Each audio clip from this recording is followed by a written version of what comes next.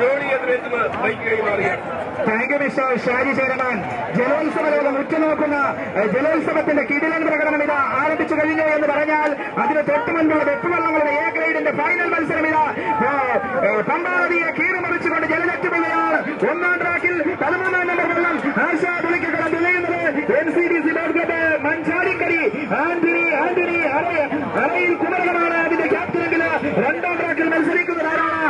അമ്പലക്കടവൻ 16 number വെള്ളം SN boat club കുമരകത്തിന്റെ ചരിത്ര ക്യാപ്റ്റനായിട്ടുള്ള Kumarakom boat ക്ലബിന്റെ കുമരകത്തിന്റെ